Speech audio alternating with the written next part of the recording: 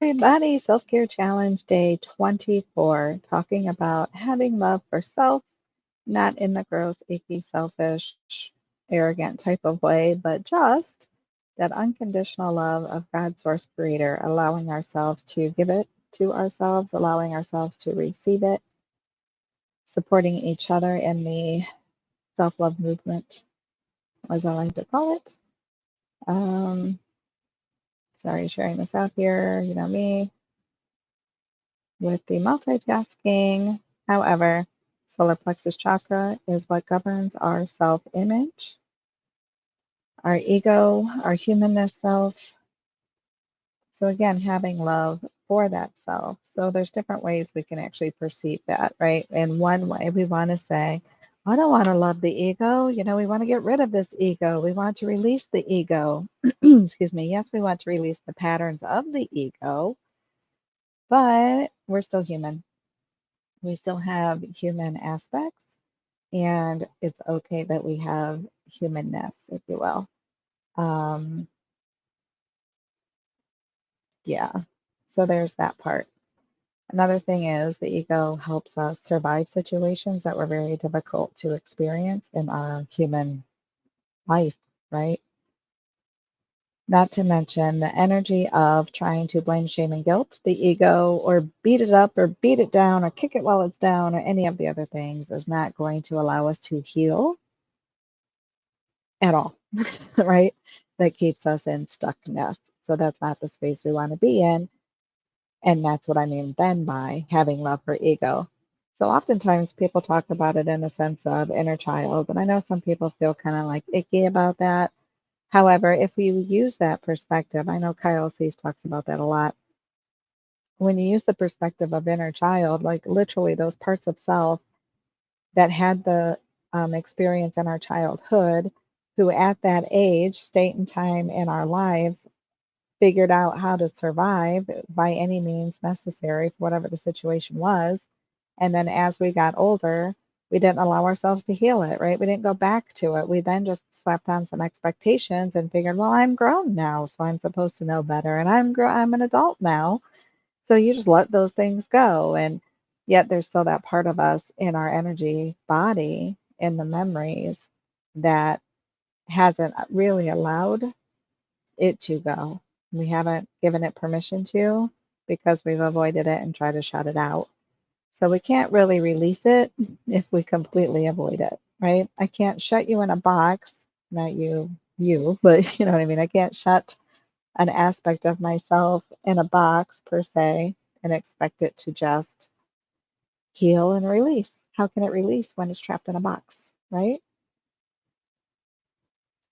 So that then our self image, there's part of that still trapped in that box that seeps through, that affects how we see ourselves, therefore, how we treat ourselves, how we think about ourselves, the emotions we have towards self, and then how we show up. And it matters, not again in the selfish type of arrogant ego way, but in a sense of how can I show up as the best version of me if I'm beating myself up and feeling miserable and terrible and thinking I'm such an awful person, right?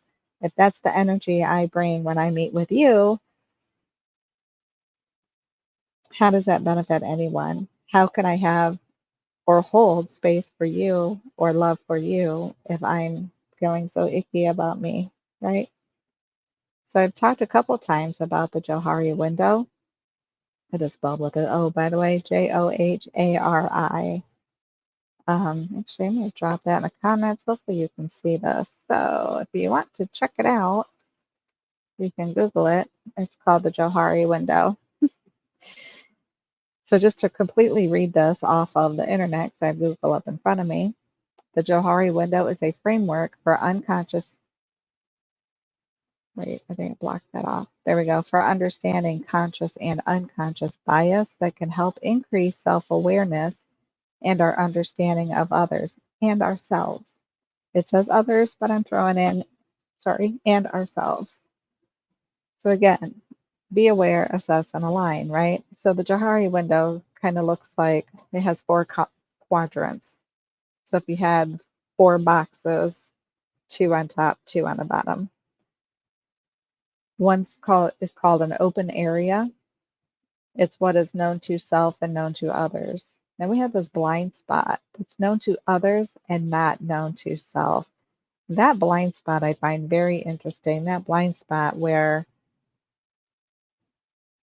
like, literally, we are just blind by our own about something about ourselves. It's things we don't see because of our own perspective. So remember when we talk about being an observer, when it comes to third eye chakra, really looking inward with that self-awareness.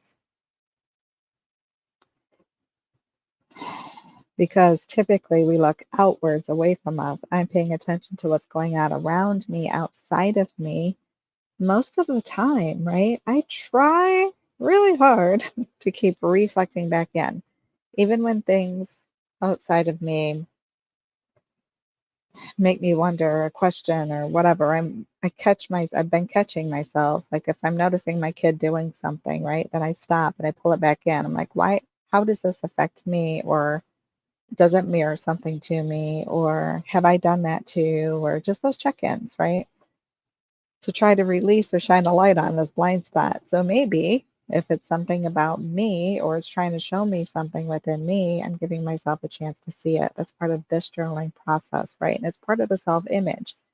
Because what I find that sometimes when I'm noticing things about others that I don't necessarily like, I'm not saying I'm trying to be judgy, although I think in humanness we do. But when I recognize something in someone else that I don't necessarily like, when I take that time to reflect back in, I'm like, oh, snap. Dang it, I've done that too, you know? And it can really open that perspective for ourselves. Pretty amazing. It can be painful, but also amazing because sometimes it stings, right? Kind of like when you hear somebody say your words, right? Like eat your own words, or I had to say something and had to do it myself. Like it has that bittersweet moment. So, anyways, other parts of the Johari window, and I didn't pull it up in front of you here, but we have a hidden area or a facade. So it's not known to others and it is known to self. So it's part of me that I don't want to share with you, right?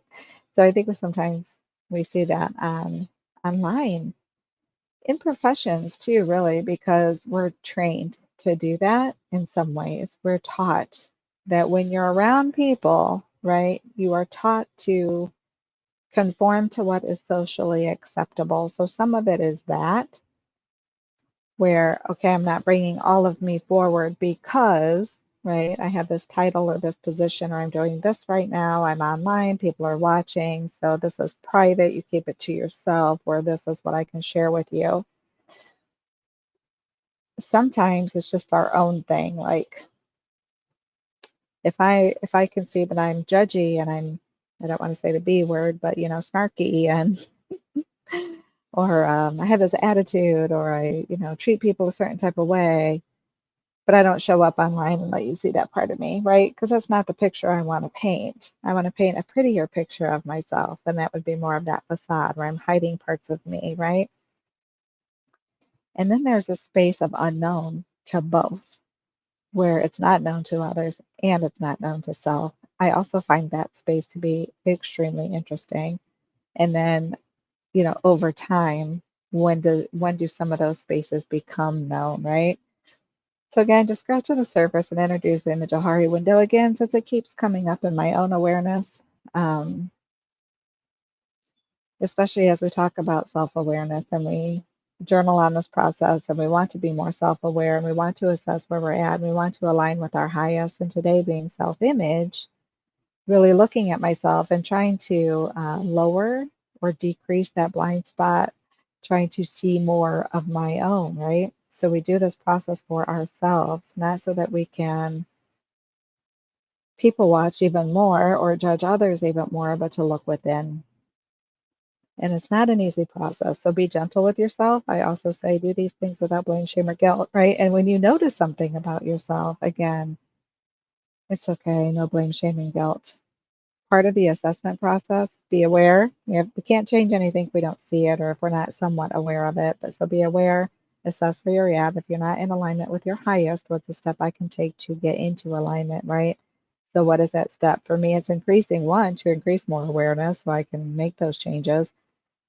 And two, as I mentioned,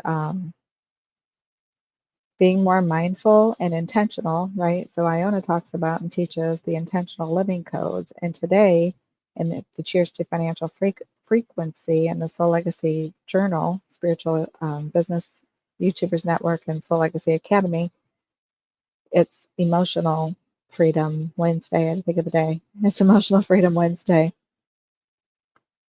So again, they're intertwined because my self-image affects my emotions and vice versa. If I'm feeling defeated and I'm feeling dismissed and I'm feeling disregarded and I'm feeling whatever it may be, I'm feeling, what are some other words that we used to beat ourselves up with, even just the feelings of blame, shame, and guilt, and I turn it inward. I'm blaming myself for the self image I've created, right? Because I don't feel that I'm in alignment with the type of person, my highest person that I want to be. Maybe I got sucked into humanness, right? Got sucked into the ego ness. So then I toss in, because the ego likes to do that, kick you while you're down, add some blame, shame, and guilt to it. That affects my emotions, right? So then if I don't monitor, manage, regulate my emotions, then I get on that hamster wheel, and one emotion feeds the other based on my thought processes and my thought patterns. And the thought patterns is part of our self image. If I tend to, so some thought patterns that we get into, so kind of to behavioral theory, they call it like, unless it's changed, I haven't updated my research on it. I used to teach it though. It was called like cognitive distortions or thinking errors. There might be other names and titles for it now, but still things like personalizing, just assuming that everything has to do with me, right? Anything in the world. It rained today, so it has to do with me. Like I must have done something wrong. It's my karma because it rained, right? I don't actually feel that way. I'm actually happy it rained because I know my garden loved it. But still, the idea of personalizing, jumping to conclusions. People hop on and off of a live, right? Because not as if you don't have a life of your own, but maybe I'm jumping to a conclusion, assuming that what I said wasn't valuable or wasn't important or wasn't interesting or I said something wrong, right? Personalizing and jumping to conclusions. Those intertwine often. And for me, historically, have been patterns that I've broken for myself, right? Very aware of that. Took a long time to become aware, but very aware of that. What are some other ones? Minimizing is another one of mine. So, at least more recently, when situations arise, and I get sometimes that, what's what I'm looking for, feedback from others where it's like, Robin, this is a thing. Like, this is kind of a big deal. And I'm like, nah, blowing it off like it's, just minimize it, just make it smaller. Sometimes that's a survival technique. And I actually think that most of our, not most, but some of our patterns are, again, for survival, right? Magnifying is another. Now, in my younger years, and I don't want to just put it off on, oh, teenagers, but in my teenage years, being more into the drama, right? Lots of drama. Like, so you magnify things, everything's a big deal. Oh my gosh, right? You're not going to believe what just happened, or it's got to be this big deal. So we magnify everything. That's another pattern. There's some more. Those are just at the top of my head. We do trainings and stuff and go deeper into these patterns. We'll go deeper into the Johari window. Yeah, it's a beautiful process to be self-aware, though. Again, sometimes it's bittersweet, but give yourself a break. Be gentle with yourself. No blame, shame, or guilt. It's just part of the process. If you're learning and you're growing, then that's amazing. You're amazing because it's not easy. It can be challenging. It can be difficult. So if you're willing to do it, mad kudos, right? Big kudos for your healing journey. I love it. Let me pull up the cheat sheet for today. Today is Wednesday. Again, had to think about what day it was. Solar plexus chakra. The color that is associated with the solar plexus chakra actually is yellow. I went for the black again today. I haven't worn my yellow shirt in a while. However, the color is yellow. So we can eat foods that are yellow. We can drink drinks that are yellow. Wear clothes or just have yellow items around us and just allow ourselves to receive the energy of that color yellow, the vibrational frequency of the color yellow to help us clear and balance our solar plexus chakra. Healing hands, as always, or use Reiki or whatever healing modality you like to use, and we can use that at the solar plexus chakra, right? If you're not attuned to any type of energy healing, that's perfectly fine. Our body has the innate ability already. You could just set your hand or hands over your belly, which the area of the solar plexus chakra, so just above the belly button, and just allow your hand to rest there and let it do its thing on its own, right? Its natural ability to heal. Solfeggio frequency that resonates with the solar plexus chakra is 528 hertz. And then affirmations or reflections for solar plexus is I do. So it's action steps, right? So as we were talking about, in that being aware, assessing where we're at, and getting into alignment, what is the step we can take to get into alignment if we're not already? So what is that action that you do? Every sentence doesn't have to actually state the words I do, but list some things that you do. List some actions that you do take for you. Do you notice some of those patterns? That might be where that comes in for the reflection. What patterns do you have? So for me, again, it would be I personalize, right? I'm not going to say I do personalize, but I personalize, or I jump to conclusions, or again, no blame, shame, and guilt. It's just something we want to have in our awareness so that we can readjust it and align with it, right? On the affirmation aspect, think about the amazing things that you do, even if you're not giving yourself credit for them, right? You show up. You are you. You get out of bed in the morning. You wake up in the morning, right? Sometimes life is tough and you manage to find a way to get through it. Give yourself some credit. Um, any action that you take, there was a time in my life, you don't have to say out loud if you don't want to, but there was a time in my life that getting out of bed took everything I had, and then like shower, bonus. If you're familiar with depression, like it's a thing, right? But in those moments when you feel that low, take the wins. I mean, always take the wins, but even when you feel that low, instead of minimizing it and dismissing it that you actually got out of bed that day, it's a win and give yourself credit for it, right? What are the things that you actually want to do? List those as affirmations to repeat to yourself each day to keep that energy, that vibration flowing with you, right? The element of the solar plexus chakra is fire. So when you have sunshine, get out in the sun safely, of course. So bathing in the sun, sun gazing, something I like to do too. That the first healer teacher that I had met with, so Brian Daniel Edwards, taught me about, focusing on the different chakra levels. And one was for the solar plexus chakra to imagine the sun in the belly, right? So putting your focus in the solar plexus chakra and just imagining again like a sun, and that sunlight expands and expands, and you just sit with that and allow it to expand within you. And you feel the warmth and you see the brightness and the light, and it extends beyond the physical body. It's a beautiful process. So that's something that we can do as well.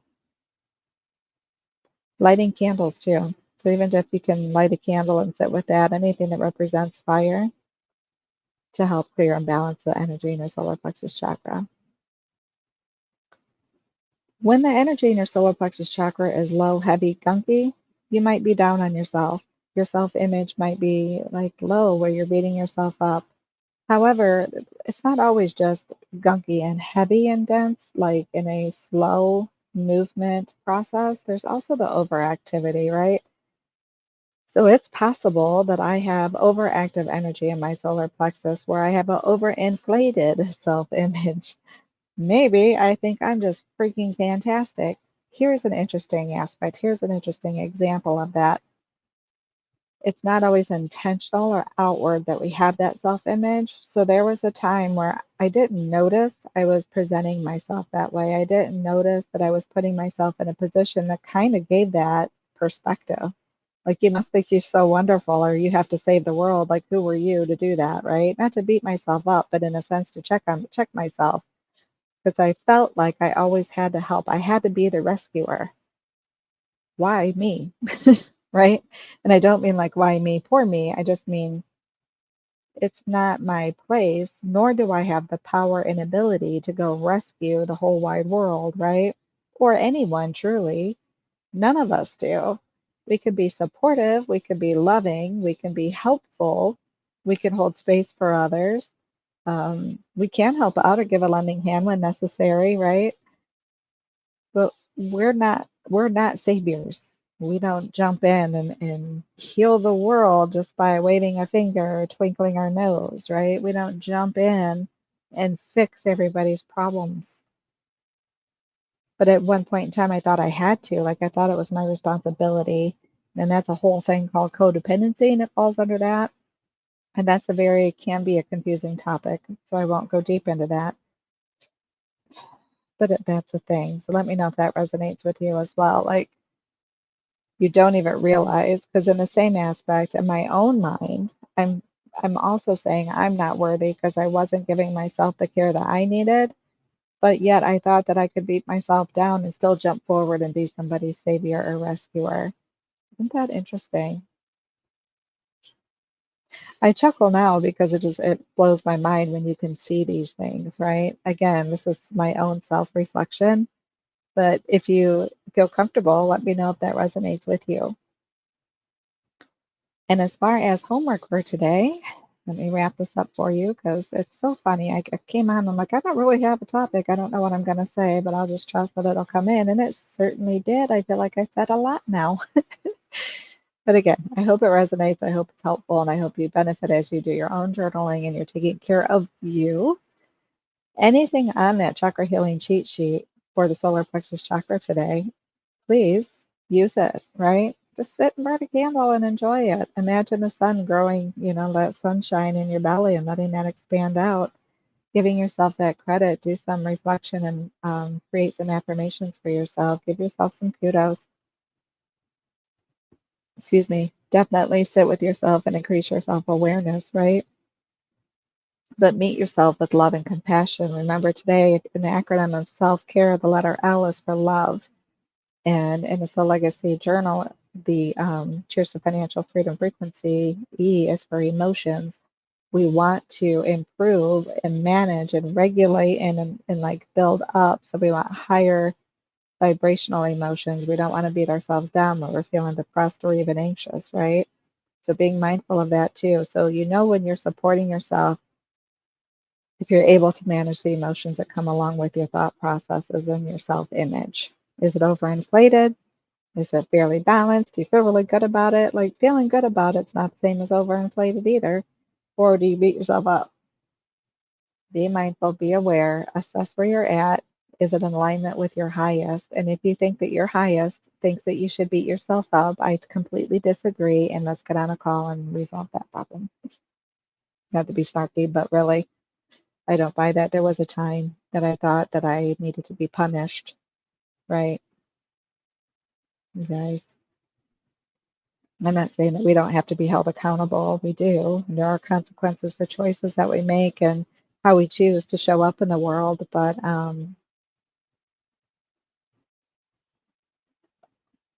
there's limits to that, right? There's limits to that. I think some of us take it to an extreme. I'll just say it that way. Again, we can delve into that. There are some obvious bigger things that we could do that maybe we do have to deal with those consequences. But there's also some things that are like, are you kidding me? That's not even really a thing. And then we beat ourselves up with it. So back to the homework. Anything on the chakra healing cheat sheet, please take that time for you. Show yourself some love and compassion, even when you have those moments where you're like, oh, snap. And I have to own it, right? Own it, yes. Be accountable, yes. Beat the heck out of yourself and stay stuck in gunk? No. No, there's balance there. There's healing and clearing there. So that's what my intention is. That's what I would like to see us do. So thank you for sharing your time and space with me, whether you hopped on the live or coming back for a replay. I will see you tomorrow for heart chakra healing, talking about forgiveness and transformation. Again, check the links. We got some amazing calls. We have amazing courses and offers for you if you would like them. And I will see you tomorrow. So much love. Bye, guys.